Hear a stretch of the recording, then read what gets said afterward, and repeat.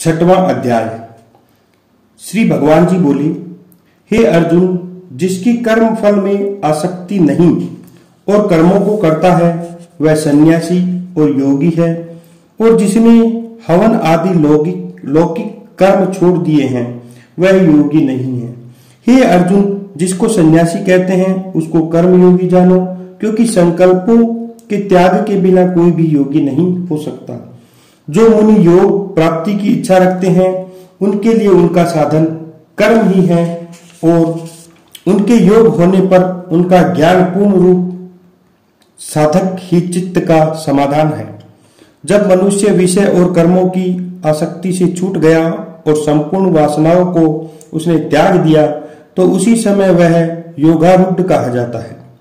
जिसने मन स्वाधीन कर लिया वह स्वयं अपना हितकारी है, और जिसने विवेक का त्याग किया है वह स्वयं अपना शत्रु है।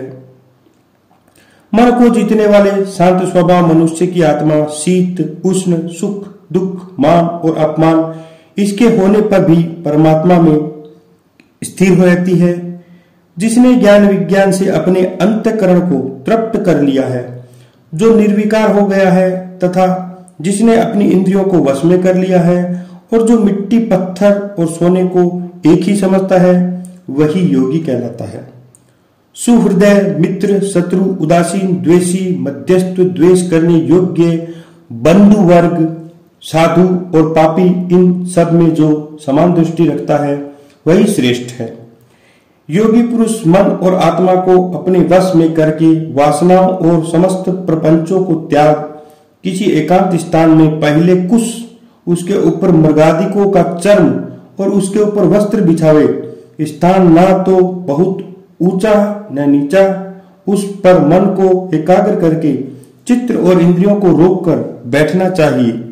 आत्मशुद्धि के लिए योग करना चाहिए। शरीर मस्तक और गर्दन को समान करके अचल होकर स्थिर होवे और अपनी नाक के अग्रभाग को देखता हुआ सब दिशाओं में अपनी दृष्टि हटाए रहे।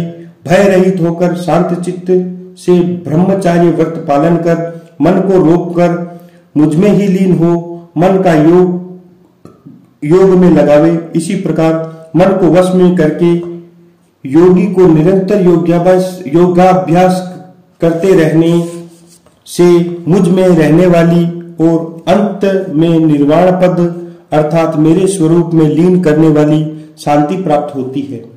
हे अर्जुन, जो अधिक भोजन करता है या अनेक दिन उपवास करता है, जो बहुत सोता है या जागता है, उसको योग प्राप्त नहीं होता। जो उपयुक्त आहार और विहार करता है, कर्मों का योग रीति से पालन करता है, जो यथा समय सोता है जागता है, योग ऐसे पुरुष का दुख मिटा देते हैं। तब संयम को प्राप्त हुआ चित्त अपनी आत्मा में ही स्थिर हो जाता है और सब कामनाओं से निर्वृत्त हो योग पद पा जाता है। जिस प्रकार वायु रहित स्थान में रखा हुआ दीपक चलायमान नहीं होता, उसी प्रकार योगी अपने चित्त को निश्चल रखकर उसका संयम करता है और सूक्ष्म बुद्धि द्वारा अंतःकरण को समाधि लगाता है।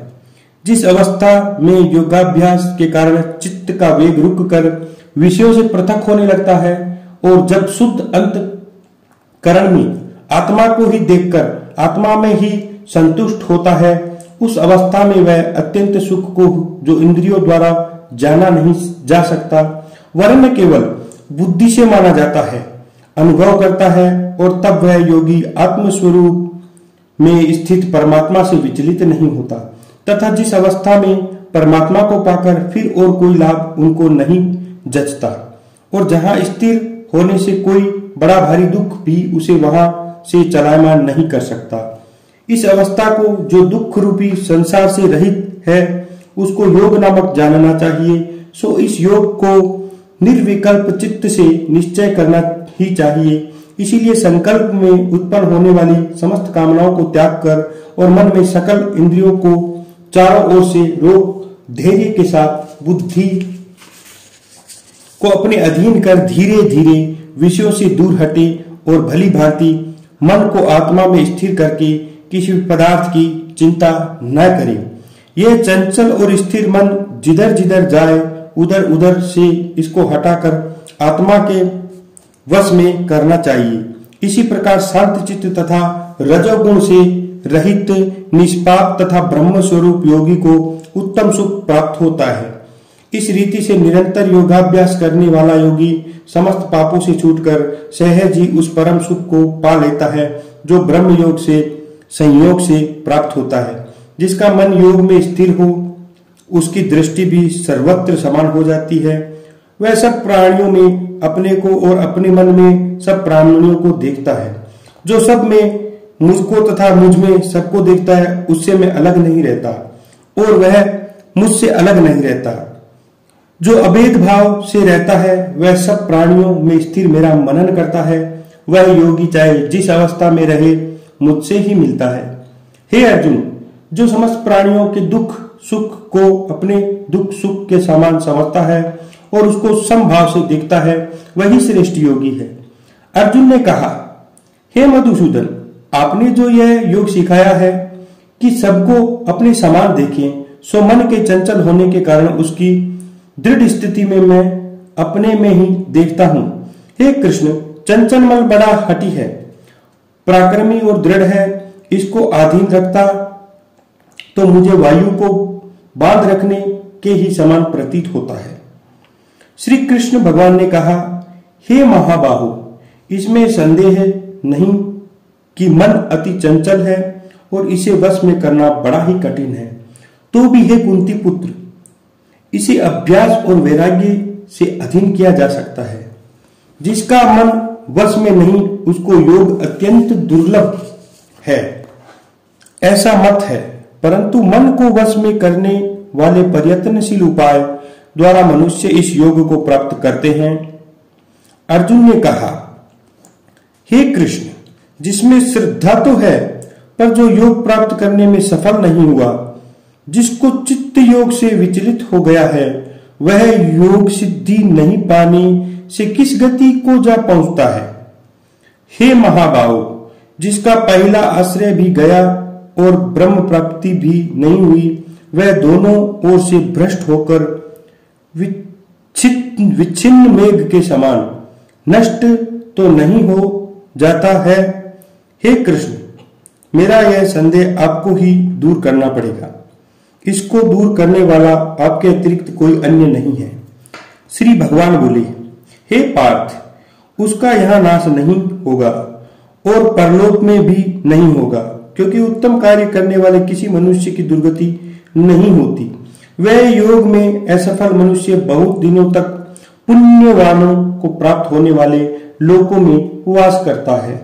वहां से फिर किसी पवित्र और धनवान के घर आकर जन्मता है, अथवा वह बुद्धिमान योगियों के ही कुल में जन्म पाता है। इसी प्रकार का जन्म पाना भी इस लोक में बड़ा ही दुर्लभ है। हे करुण नंदन, वह योगियों के वश में जन्म लेकर पूर्व जन्म के बुद्धि संस्कारों अर्थात आत्मज्ञान को पाता है और उससे अधिक सिद्धि के लिए यत्न करता है। पूर्व जन्म में किए योगाभ्यास के बल से अनेक विघ्नों के पड़ने पर भी वह मोक्ष को प्राप्त होता है। योग की यदि केवल इच्छा ही हो तो पुरुष शब्द ब्रह्मा के पार जा पहुंचता है।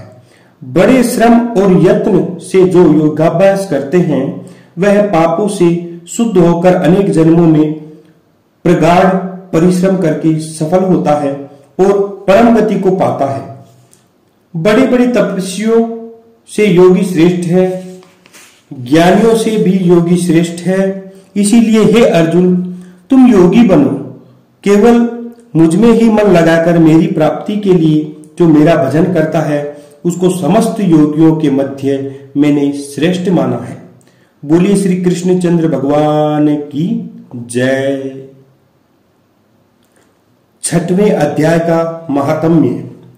श्री भगवान बोले, हे लक्ष्मी जी, छठे अध्याय का महात्म्य सुनो। गोदावरी नदी के तट पर एक पैठण नामक नगर था। वहां एक जानश्रुत्री राजा बड़ा धर्मज्ञ था। एक दिन नगर में हंस उड़ते उड़ते आ निकले। उसमें से एक बैठते ही उतावला हो उड़ गया।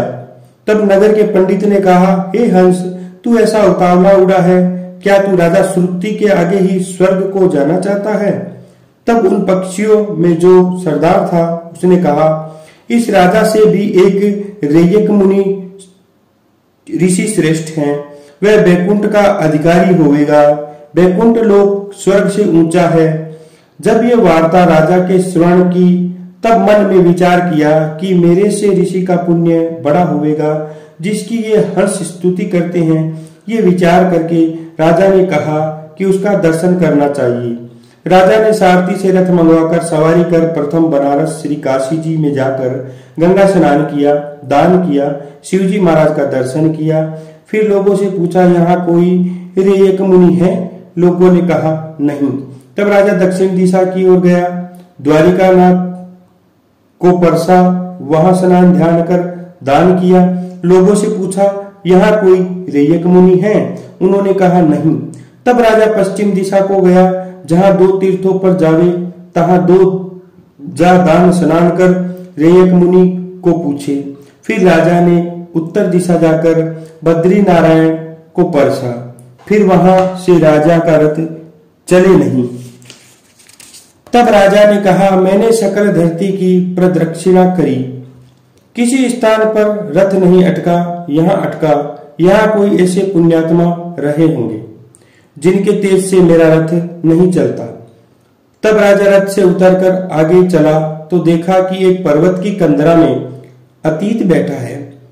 उसके तेज से बहुत प्रकाश हो रहा है, जैसे सूर्य की किरणें होती है। तब राजा ने देखते ही कहा, ये रैयक मुनि होगा। राजा ने दंडवत कर चरण वंदना करी, हाथ जोड़कर स्तुति करी। तब रैयक मुनि ने राजा का आदर किया और कहा, हे पृथ्वीपति, तू चार धाम का प्रसन्नहारा, धर्म के साधनहारा है, तू पुण्यात्मा है। तब राजा ने मुनि से पूछा कि आपका ऐसा तेज किसके बल से है? तब मुनि ने कहा, हे राजा, मैं नित्य प्रति गीता जी के 6 अध्याय का पाठ करता हूँ। इस कंदरा में इसी का उजाला है। यह सुनकर राजा ने अपने पुत्र को बुलाकर कहा, हे पुत्र, आज से तू राज्य कर, मैं तीर्थों को जाता हूँ। इतना कहकर राजा ने राज्य त्याग दिया और रैयक मुनि के बताए हुए गीता जी के 6 अध्याय का पाठ करने लगा। इसी पाठ के प्रताप से राजा त्रिकालदर्शी हुआ।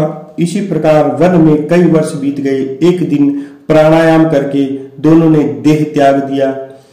स्वर्ग से विमान आए, तिथ पर बैठकर बैकुंठ को गए। श्री नारायण कहते हैं, हे लक्ष्मी जी, यह 6 अध्याय का मातम्य है जो तुमने स्वर्ण किया है। बोलिए श्री कृष्ण चंद्र भगवान की जय।